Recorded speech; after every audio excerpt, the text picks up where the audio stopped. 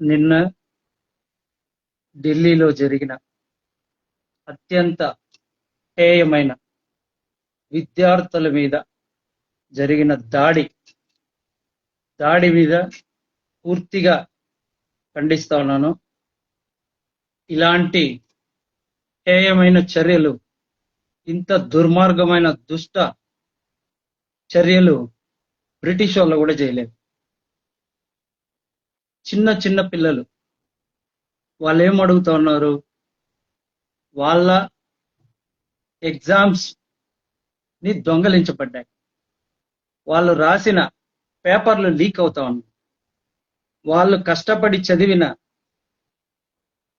వాళ్ళు నేర్చుకున్న, వాళ్ళు ఎగ్జామ్ రాయడానికి వెళ్తే రాసిన ఎగ్జామ్స్ ని పేపర్ లీకేజ్ ద్వారా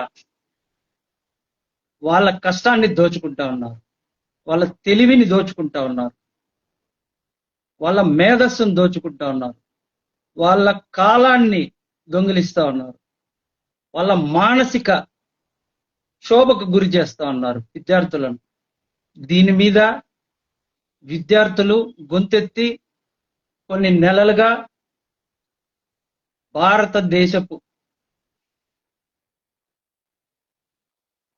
విద్యా వ్యవస్థ మీద పోరాడుతూ ఉన్నారు. వాళ్ళు ఏం అడుగుతా ఉన్నారు? వాళ్ళు ఏమైనా మాకు దేశంలో ఉన్న వ్యవస్థల్ని మాకేమైనా కట్టబెట్టండి, దేశంలో ఉన్న ఆస్తులను మాకేమైనా రాసి ఏమైనా అడుగుతా ఉన్నారా? వాళ్ళ భవిష్యత్తుని వాళ్ళు నిర్ణయించుకుంటా ఉన్నారు, వాళ్ళ భవిష్యత్తును వాళ్ళు అడుగుతా ఉన్నారు. వాళ్ళు పీస్ఫుల్ గా ప్రొటెస్ట్ చేస్తా ఉన్నారు. దాదాపు 20 మంది విద్యార్థులు ప్రాణాలు కోల్పోయారు. 20 మంది విద్యార్థులు ఆ నీట్ ఎగ్జామ్ లీకేజ్ వల్ల, మరియు ఆ నీట్ ఎగ్జామ్ మళ్ళీ రీ ఎగ్జామ్ పెట్టడం వల్ల మానసిక క్షోభకు గురై దాదాపు 20 మంది విద్యార్థులు, బిడ్డలు వాళ్ళ ప్రాణాలు తీసుకున్నారు. వాళ్ళ తల్లిదండ్రుల యొక్క మానసిక క్షోభ ఒకసారి ఆలోచించాలి ప్రధానమంత్రి గారు దీని మీద ఆ రోజు నుండి ఈ రోజు వరకు ఒక్క మాట మాట్లాడలేదు. విద్యాశాఖ మంత్రిని వాళ్ళు రాజీనామా చేయాలని అడిగారు. ఎందుకోసం? ఇది ఒక్కరోజు ఒకసారి జరిగింది కాదు, దాదాపు 80 పేపర్లు లీకేజ్ జరిగింది. వాళ్ళు చదవడం, వీళ్ళు పేపర్ లీక్ చేయడం, వాళ్ళు చదవడం, వీళ్ళు పేపర్ లీక్ చేయడం. ఎన్నిసార్లు, ఎన్ని సంవత్సరాల వాళ్ళ చదువుని దోచుకుంటా ఉన్నారు. విద్యా వ్యవస్థ మొత్తం భ్రష్టు పట్టిపోయింది. దాని మీద వాళ్ళు విద్యాశాఖ మంత్రి రాజీనామా చేయాలి, ఈ విద్యా వ్యవస్థనంతా సమూలంగా మార్పు చేయాలని చెప్పి కోరుకుంటా వాళ్ళు నిరసన తెలుపుతా ఉన్నారు.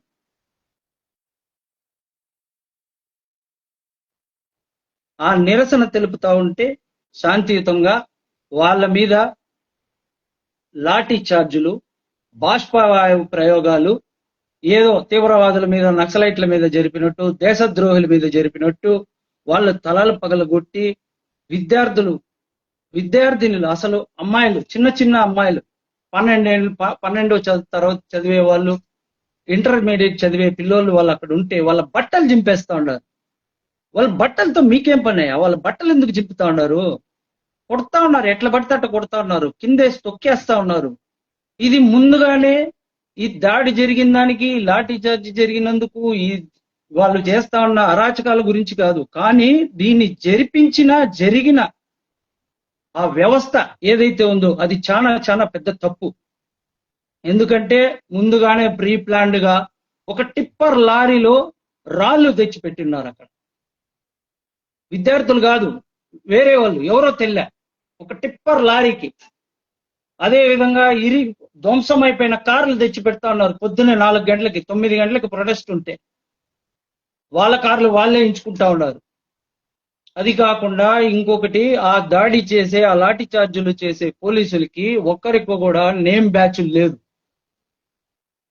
కొంతమందికి యూనిఫాములు లేదు. వాళ్ళు అన్ని యూనిఫామ్లు, అసలు వాళ్ళు పోలీసులా, లేదు వాళ్ళు బయట నుండి చొరబడిన గూండాలా, రౌడీలా, వాళ్ళు ఎవరు? బిడ్డల్ని ఎట్ట పడితే అట్ట కొడతా ఉన్నారు. అసలు దేశద్రోహుల్ని చూసినట్టు చూస్తా ఉన్నారు విద్యార్థులు. ఇంకొకటి ఏమంటే, వాళ్ళు బ్యారికేడ్ ముట్టుకోవాలని తోసుకొని వస్తారని ఆ బ్యారికేడ్లు కరెంట్ షాక్ పెట్టిండారు. ఏం ఇది బ్రిటిష్ వాళ్ళైనా చేసింటారా? Current shock. ఇంకొకటి జాతీయ జెండాని మోహన్ దుడుచుకుంటా ఉన్నారు పోలీసులు. వాళ్ళే కిందేసి కాళ్ళు కిందేసి తొక్కుతా ఉన్నారు. వాళ్ళు పీస్ఫుల్ గా జాతీయ గీతాన్ని ఆలోపించి అక్కడి నుండి ప్రొటెస్ట్ బయలుదేరుతాము. పార్లమెంట్ ఏమైనా రాకూడని చోట పార్లమెంట్ దగ్గరికి రాకూడదా? ఇది మన భారతదేశం, మన పార్లమెంటు, మన ఎంపీలు, మన ప్రధానమంత్రి, మన హోంమంత్రి, మన విద్యాశాఖ మంత్రి వాళ్ళని అడగడానికి వస్తా ఉన్నారు. మీకు కుదిరితే వాళ్ళకి సమాధానం చెప్పండి, లేదంటే క్షమించమని అడగండి. జరిగింది ఇంకా జరగదు, సమూలంగా మార్పు తెస్తాము. కనీసం అదైనా మాట్లాడారా? ఇంతమంది విద్యార్థులు 20 మంది చనిపోయినారని విద్యాశాఖ మంత్రిని రాజీనామా చేయమంటే అది వదిలి మళ్ళీ కొన్ని వందల మంది విద్యార్థుల్ని తలలు పగలగొట్టారు. చిన్న చిన్న అమ్మాయిల్ని బట్టలు చింపేసి కొంతమంది పోలీసులు నవ్వుతా ఉన్నారు. అక్కడ వాళ్ళు పోలీసుల రూపంలో చొరబడిన గూండాలా అర్థం కావడం లేదు. ఇంకొకటి ఏమంటే మీకు బిడ్డలు లేరా? మీకు కూడా అలాంటి పరీక్షలు రాసి అక్కడ ఉత్తీర్ణులై దాని తర్వాతే కదా మీరు కూడా అక్కడ పోలీసులైనారు, అధికారులైనారు. జర్నలిస్టుల్ని కెమెరాలు పగలగొట్టేస్తా ఉన్నారు, జర్నలిస్టులు లాగేస్తా ఉన్నారు. ఈ ప్రజాస్వామ్య దేశమా, లేదంటే అసాంఘిక శక్తులు చొరబడతాయని చెప్పి మీరే అసాంఘిక శక్తుల్ని చొరబెట్టి చేసి ప్రీ ప్లాన్డ్ చేసి అక్కడున్న బిడ్డల్ని, అక్కడున్న విద్యార్థుల్ని, వాళ్ళకి సపోర్ట్ చేస్తా ఉన్న తల్లిదండ్రుల్ని ఎట్లా పడితే అట్లా కొడతా ఉన్నారు. దీన్ని దేశం మొత్తం కూడా చూస్తా ఉంది. ఇది ఆరంభం మాత్రమే, ఇది అంతం కాదు. దేశంలో ఇట్లా చాలా చాలా సమస్యలు ఉన్నాయి. అందరికి అర్థమైంది. మీరు చేస్తా ఉన్న బీజేపీ ప్రభుత్వం, మీరు చేస్తా ఉన్న ద్వంద్వ వైఖరి అందరికి అర్థమైంది. బయటపడుతుంది కొద్ది కొద్దిగా. ఇది విద్యార్థుల దశ. రేపు రాబోయేది ఇంకా కూడా జరుగుతుంది. రాబోయే రోజుల్లో ఖచ్చితంగా దేశంలో ఉన్న ప్రతి ఒక్కరు కూడా మీ మీద తిరగబడతారు. మీరు ఏ రాముడి పేరైతే చెప్పి అధికారంలోకి వచ్చారో అదే రాముడి ద్వారానే మీరు కూడా పాతాళానికి పోతారు. అది గుర్తు పెట్టుకోండి. రామరాజ్యం రామరాజ్యం అని మీరు చేస్తున్న పనులు ఇవా? విద్యార్థులకు వీలైతే వాళ్ళకి చెప్పి విద్యా వ్యవస్థను మార్పు చేసి అసలు విద్యాశాఖ మంత్రిని కాపాడాలని ఎందుకు ప్రయత్నం చేస్తా ఉన్నారు? ఇన్ని 80 పేపర్ల దాకా లీకేజ్ అయితే మీరు ఎందుకు ఇంకా అతన్ని కాపాడదలుచుకుంటా ఉన్నారు? ఇప్పుడు వాళ్ళు కోరుకుంటా ఉండేది విద్యాశాఖ మంత్రి కాదు, డైరెక్ట్ గా ప్రధానమంత్రినే రాజీనామా చేయాలని కోరుకుంటా ఉన్నారు. అందరూ కూడా, దేశమంతా కూడా కోరుకుంటుంది. రాబోయే రోజుల్లో దేశమంతా చూస్తా ఉంది. మీరు చేస్తా ఉన్న చేతగాని సన్నాసి పనులు దేశమంతా చూస్తా ఉంది. రాబోయే రోజుల్లో ఖచ్చితంగా దీనికి మూల్యం మీరు చెల్లించక తప్పదు. అలాగే మన రాష్ట్రంలో ఉన్న రాజకీయ నాయకులైతే గాని, చదువుకున్న వారైతే గాని, తల్లిదండ్రులైతేనేమి, ఎవరైనా సరే రాబోయే రోజుల్లో మీరు కూడా ఈ నిన్న జరిగిన ఘటనని మీరు కూడా తీవ్రంగా ఖండించాలా. ఇది పెద్ద తప్పు, మన దేశంలో జరిగిన పెద్ద తప్పు. ఈ డేట్ ని గుర్తు పెట్టుకోవాలా ప్రతి ఒక్కరు. మీరు కూడా దీని మీద గొంతిప్పి మాట్లాడాల.